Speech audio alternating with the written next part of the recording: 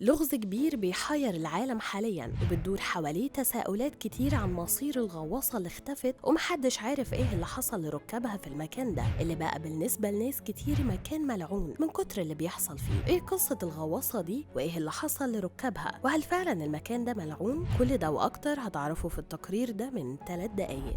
منطقة ملعونة في قلب المحيط اللي بيقرب منها بيختفي وبيحصل له حاجات سيئة جدا وممكن تكون نهايته فيها. المكان ده مش مثلث برمودا ولا حاجة لو هو اللي جه في بالك، وإنما ده مكان غرق سفينة تايتانيك المشهورة. فرغم مرور حوالي قرن على غرق تايتانيك إلا إنها شكلها فضلت مكملة في حصد أرواح ضحايا جداد، زي ما بدأ يحصل مع ركاب الغواصة تيتان.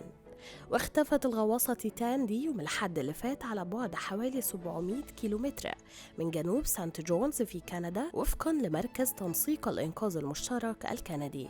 وبدأت عملية إنقاذ في قاع المحيط الأطلسي عن الغواصة دي، واللي كان جواها 5 أشخاص راحوا علشان يوثقوا حطام سفينة تايتانيك قبل ما تحل عليهم لعنة المكان والسفينة دي على ما يبدو.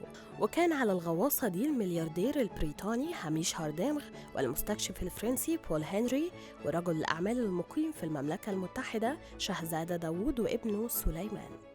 وبتستمر مهمة البحث اليائسة دي عنهم لتحديد موقع الغواصة قبل ما الأكسجين اللي فيها يخلص، واللي يقدر يكفيهم لمدة أقل من 45 ساعة وبس.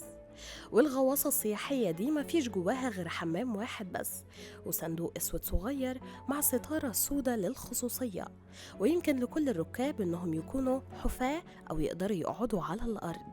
وبيحاول كتير من الناس حوالين العالم يلاقوا إجابة عن الأسئلة بخصوص اللي ممكن يكون حصل للركاب اللي في الغواصة. وقال المهندس رونالوم اللي ساعد في بناء الغواصة المفقودة دي أن البحث عنها بيشبه السباق مع الزمن.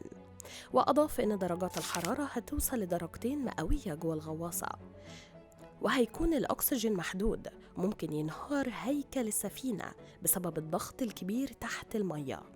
وتمنى المهندس الأسترالي إنه ما يحصلش أي مشكلة هندسية في الغواصة، لأن لو ده حصل وانهار الهيكل فهتكون النتيجة كارثية.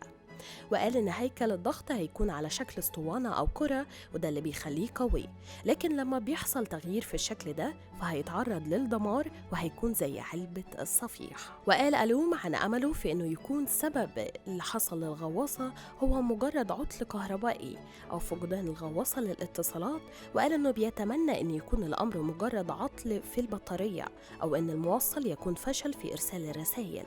وقال المهندس الأسترالي إن في مشكلة تانية بتواجه عمليات الإنقاذ، واللي يأكد إن الوضع هيكون خطير جدا لو إن الغواصة دي بقت في قاع المحيط، ودي مسافة مش هتقدر أي غواصة إنها تنقذ التانية، إنها تساعد أي حد يوصل للعمق ده.